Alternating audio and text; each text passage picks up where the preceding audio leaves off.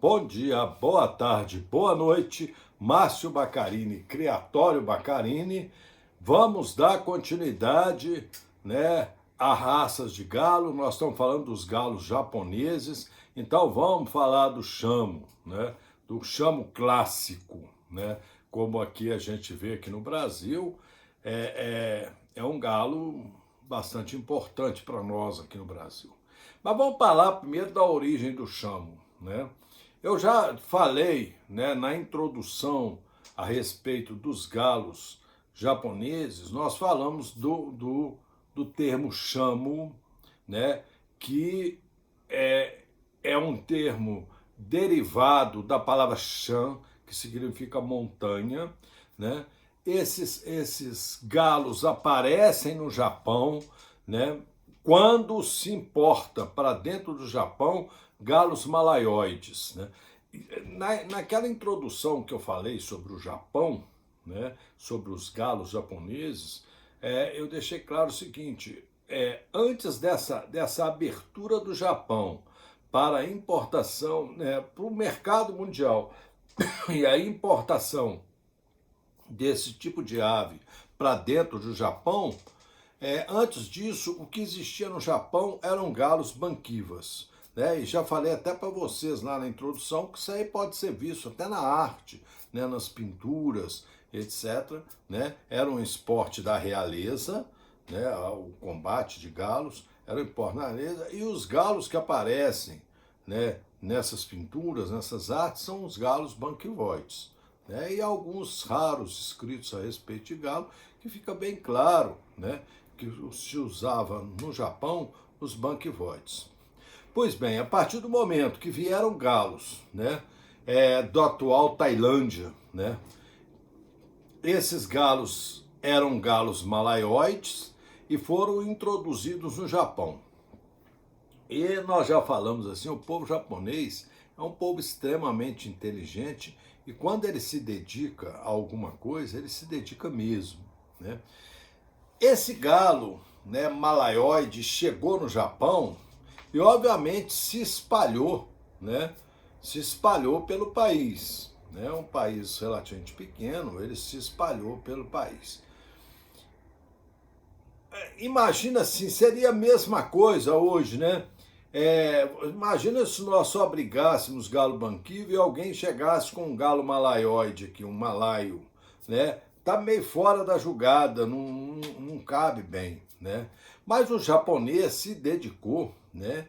E então ele começou a cruzar esses galos importados da atual Tailândia, vamos pôr um nome, né? Do coisa, mas ele pegou esses galos e começou a trabalhar uma criação relacionada entre esses galos e os galos que eles dispunham lá na época, que eram galos malaioides, galos banquivoides. Nessa mesma época começa também a chegar no Japão, proveniente da Índia, os azis. Né? Então, vocês vejam que num contexto de época, né, você tinha lá uma classe de galos banquivoides, chegou galos azis e galos malaioides. E essas três vertentes de galos, né, se encontraram em um determinado momento e justamente num povo, né, que se dedica muito quando resolve fazer alguma coisa e são inteligentes, né? Então esse povo começou a trabalhar essas raças e daí vieram esses galos que nós chamamos de chamos, que na verdade são cruzamentos, né, entre o que já existia lá e os galos provenientes, né, da atual Tailândia, que chegaram juntamente com os galos azis. Olha bem, não é de se estranhar então que dependendo do tipo de galo que foi para determinada região do Japão, começassem a aparecer aves de vários pontos, nos vários pontos do Japão, aves que, embora estavam, né, sendo chamadas de chamos, porque os chamos é uma mistura entre o que eles tinham e o que tinha vindo de fora, mas tinham aves com, vamos dizer assim, com características relativamente diferentes, né? todas elas sendo chamadas de chamos, né? Então você veja, nós falamos, né, no vídeo anterior, né, que o tuso era chamado de chamo, chamo-tuso, né? Bom, como as aves eram diferentes, né? Cada região, ou seja, cada prefeitura, lá eles falam prefeitura, como se fosse em cada região, começou a nominar o seu galo chamo. Então você tem assim, chamo de Kobe, né? Chamo de Nagasaki, chamo de etc. Ou seja, cada região pôs o nome chamo e o nome da região. E você encontrava, e ainda encontra no Japão, os famosos chamos, que são galos diferentes um do outro, né? Então a gente poderia até dizer, como o Francisco Elias dizia, o chamo grande, o médio e o chamo pequeno. Você encontrava essas características todas. Então, por exemplo, o tuso seria um chamo pequeno, né? O chamo clássico que nós temos, né, que a gente resolveu importar e chegou ao Brasil, né, já é o chamo grande, né? E é o chamo que, quando a gente fala chamo, todo mundo no Brasil já tem uma ideia do galo, o que que é. Geralmente são galos grandes, altos, fortes, né? Que tem aquela postura, né, bastante empinada, o rabo bem para baixo, né? Então todo mundo sabe o que é um chamo, né? E aí vem a outra história. Se cada lugar no Japão tinha um chamo de um tipo, alguns tipos, claro, né, se tornaram assim, se tornaram mais vitoriosos, conseguiram um lugar no pódio mais elevado, né? Então nós temos aqui, por exemplo, aqui no Brasil, o Francisco Elias era fã do chamo de Kobe, né? Inclusive, ele tinha aves importadas direto de Kobe, aves vinham em ovos, né, direto de Kobe, e teve pessoas, inclusive, que aproveitaram de brasileiros que estavam na marinha mercante, conseguiram trazer aves e ovos, né? Eu até cheguei a ter, né, um chamo de Kobe, né, e um galho, uma galinha que veio de Francisco Elias, que eram importados. Cheguei a ter um outro tipo de chamo Nagasaki, cheguei a ter alguns chamos, né, interessantes em termos de galo, né, e o chamo que chegou ao Brasil, né, é esse chamo grandão. Claro, né, Nagasaki, Kobe, etc, tal, mas todos chamados de chamo. Obviamente, se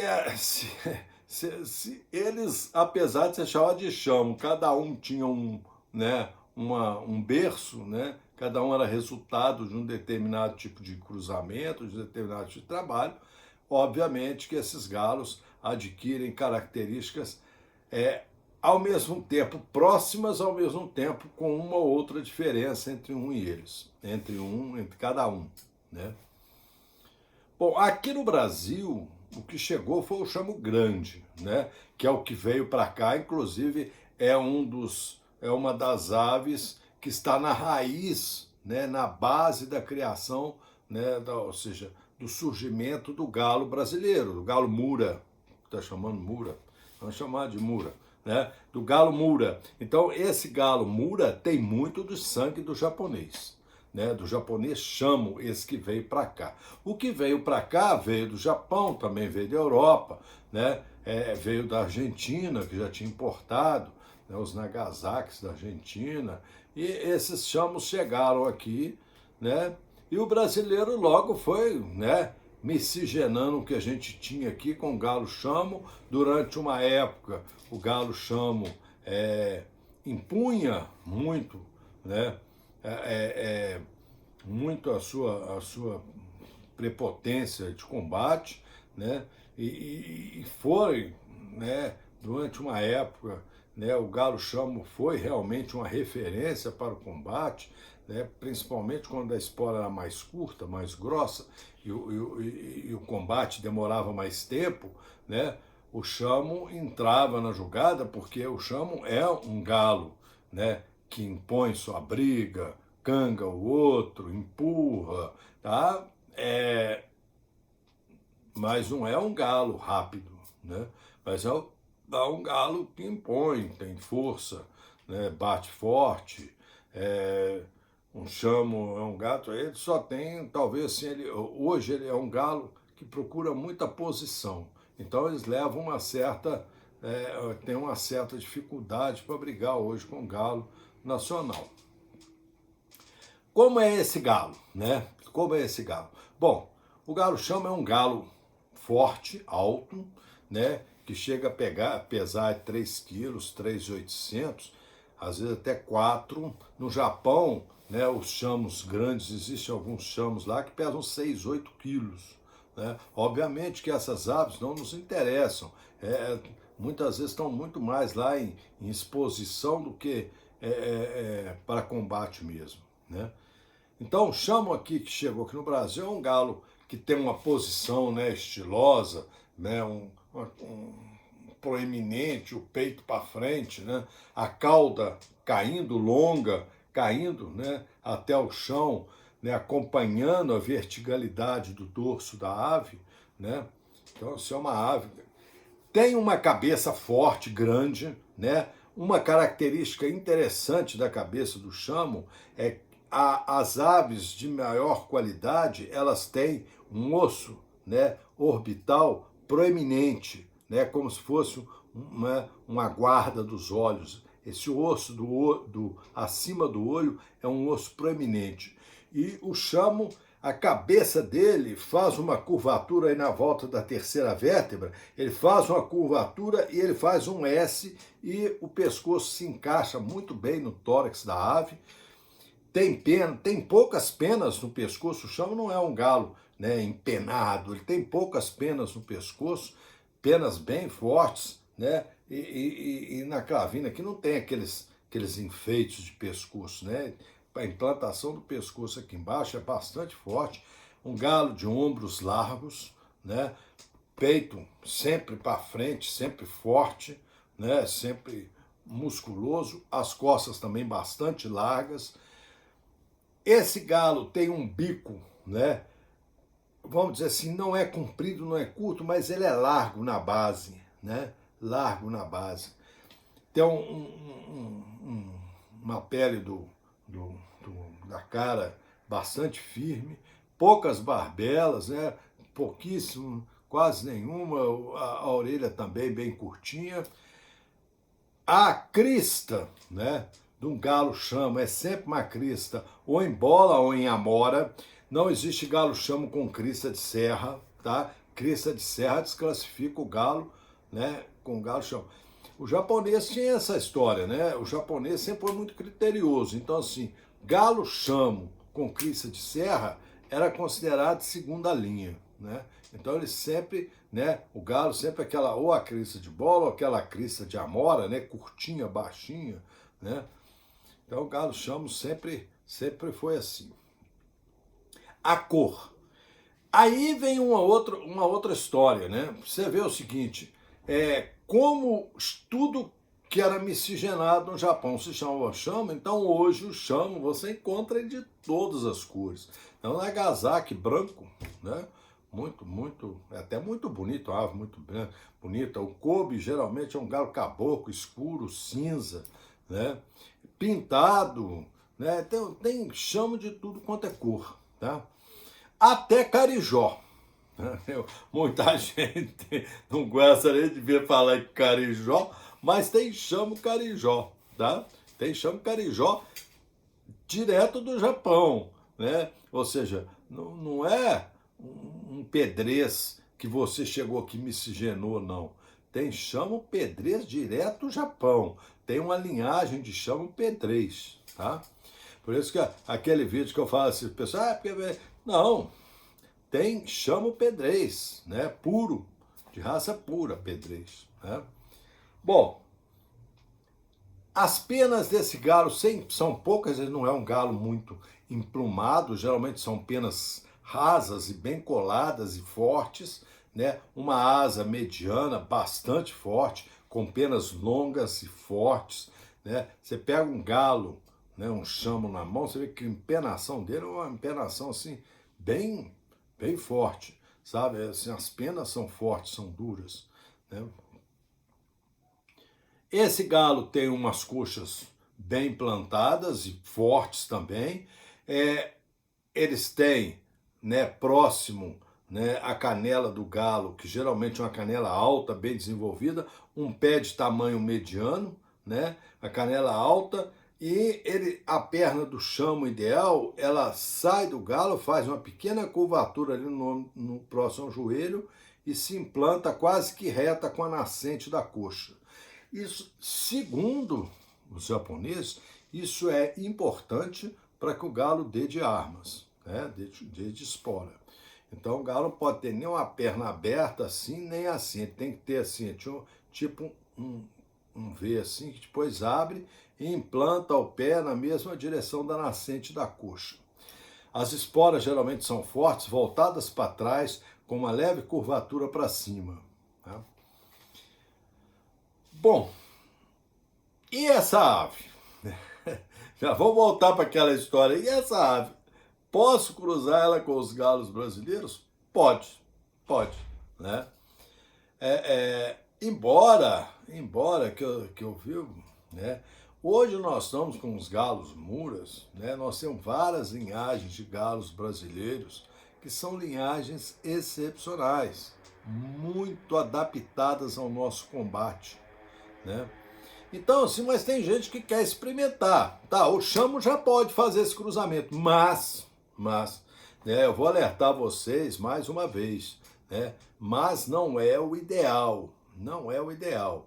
Se você conversar com grandes galistas e falar em raça pura, para combate, vocês vão ver que vai haver uma série de reticências, né? Muita gente nem quer ver falar em raça pura se o objetivo é combate, tá? E muito menos ficar miscigenando o atual galo mura com essas raças puras. Tá?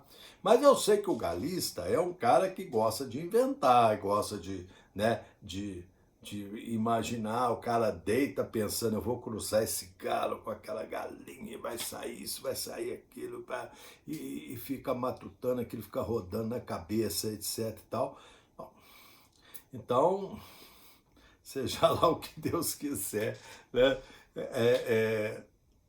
Eu sou partidário daquela turma de que é muito bonito os galos de raça pura, né?